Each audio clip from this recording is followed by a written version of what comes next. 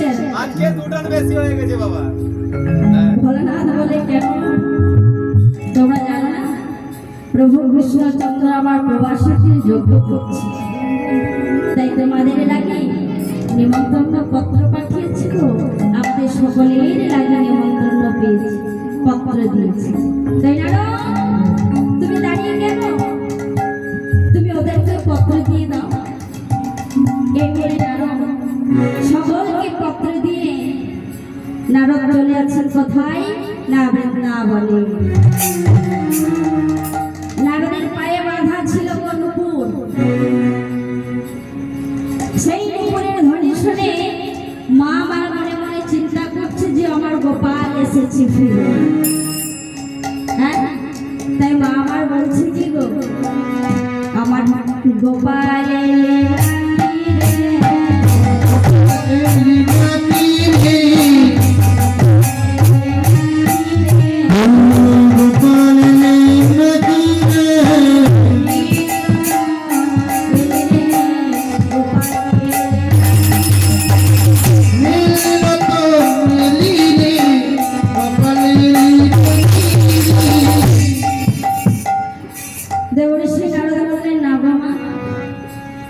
আমি তোমার গোপাল নয়, আমি হলাম দেবঋষি নারদ।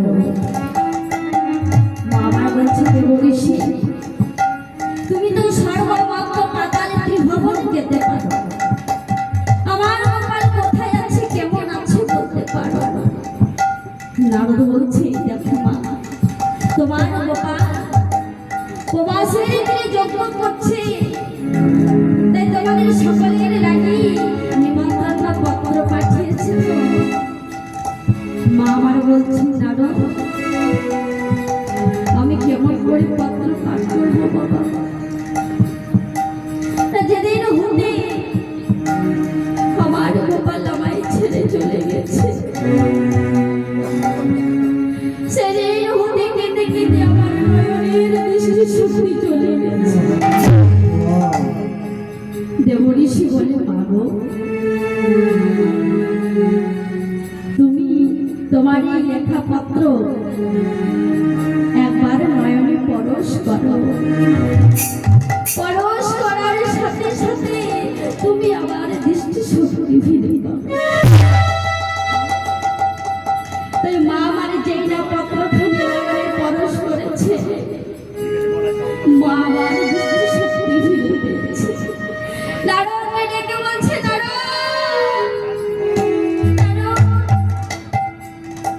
আমি সব দেখতে পাচ্ছি, আমার গোপাল পত্র দিয়ে পাঠিয়েছে, তাও আমি দেখতে পাচ্ছি।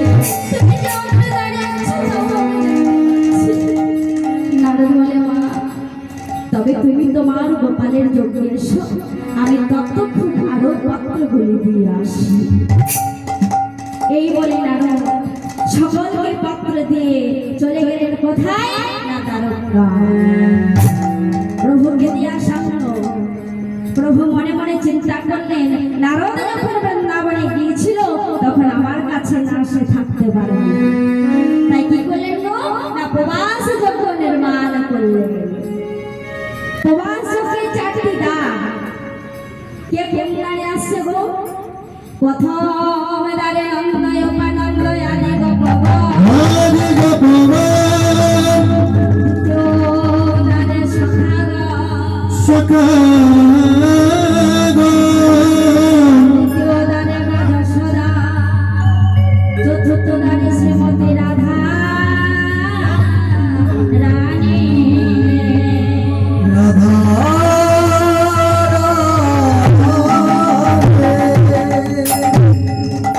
প্রথম দ্বারে নন্দ উপানন্দ এসেছে, দ্বিতীয় দ্বারে সখাগণ এসেছে, তৃতীয় দ্বারে মা যশোদা আসছে, আর চতুর্থ দ্বারে শ্রীমতী রাধা রানী আমার আসবে। তাই মা যেই না যজ্ঞে যাওয়ার জন্য প্রস্তুত হয়েছে, হ্যাঁ, যেই না যজ্ঞের কাছাকাছি চলে গেছে, অমনি মায়ের মনে একটু অহংকার এলো। হ্যাঁ, মায়ের মনে অহংকার এসেছে। স্বয়ং গোবিন্দের মা ভগবান আমার সব করতে পারে, কিন্তু দুটি শব্দ পছন্দ করতে পারে না। কি কি গো? এক হলো ভক্তের নয়নের জল, আর এক হলো অহংকার। যদি কোনো ব্যক্তি মনে করে যে আমার ধন আছে, আমার গাড়ি বাড়ি আছে, হ্যাঁ কি গো, অনেক সোনাদানা আছে, গোয়াল ভরা গরু আছে, এই যে একটা মনে একটা অহংকার, গোবিন্দ যদি মনে করে এক মুহূর্তের জন্য সবকিছু শেষ করে দিতে হবে। কারণ সবই তার দেওয়া বাবা, আমার মধ্যে কিছুই নেই। আচ্ছা গো, এমনকি এই দেহটাও আমার নয়, এই যে 14 পোয়া দেহ, এই দেহটাও এমনকি আমার নয়। হ্যাঁ গো, এই দেহটা যদি আমার হতো তাহলে এই দেহে কোনো ব্যাধি হতে দিতাম না, হতো গো? হতো না। হ্যাঁ, তাকে সুন্দর করে রাখতাম, কিন্তু এই দেহটাও আমার নয়। এই রক্তের মাংস দেহ, এই দেহে রক্ত আছে, মাংস আছে, কি গো, তাই তো? কিন্তু এই দেহটা আমার নয়। ভগবান সব সহ্য করতে পারে, কিন্তু অহংকার সহ্য করতে পারে না। তাই একদিন নারদ গোবিন্দকে প্রশ্ন করছেন, দেখুন মন দিয়ে শুনুন। আর যত প্রশ্ন কিন্তু করেছে বাবা নারদ করেছে, হ্যাঁ যত প্রশ্ন করেছে নারদ, নারদ বলছে যে প্রভু, মত্তের ভক্ত যদি তোমায় ডাকে তাহলে তোমায় কি দিয়ে ডাকবে গো? কি গো বাবা?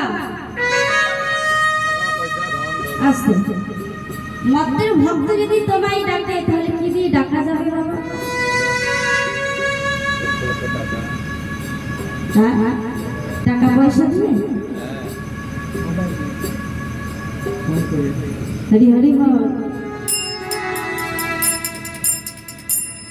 গোবিন্দ আমার বললেন, নারদ, যদি কোনো ভক্ত আমায় একটা ফুল দিয়েও ডাকে আমি তাতেও সন্তুষ্ট হয়ে যাই।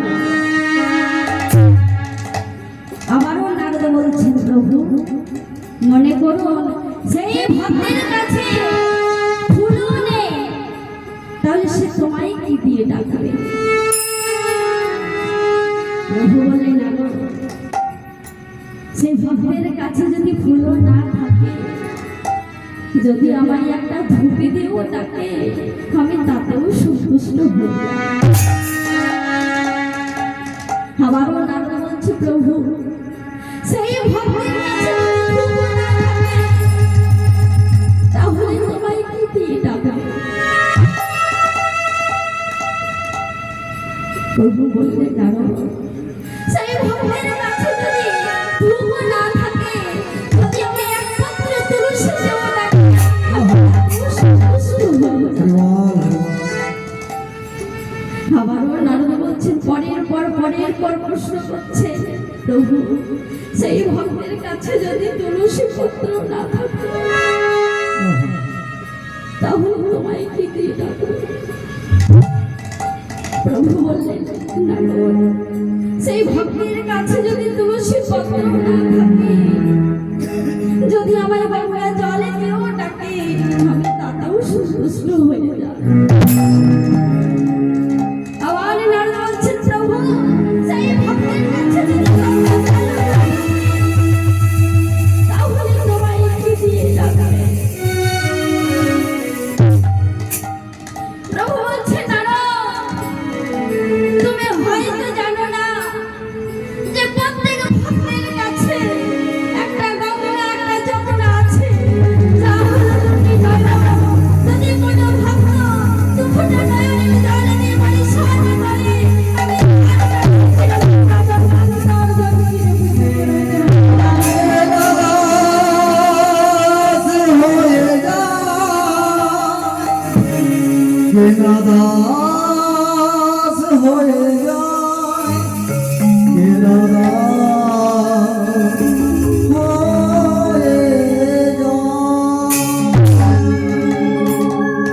ভগবান আমার চাইনি গো, গোবিন্দ আমার চাইনি যে আমায় সোনার পাত্রে খেতে, রূপোর পাত্রে খেতে দাও, চেয়েছে গো, চাই।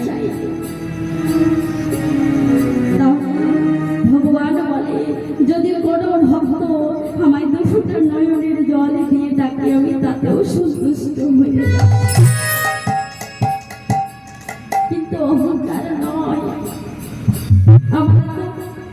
আমাদের তো আয়ু কম বাবা, আমাদের সময় কম, এখন ধৈর্য কম। কি গো বাবা, নেই ধৈর্য? আছে ধৈর্য নেই।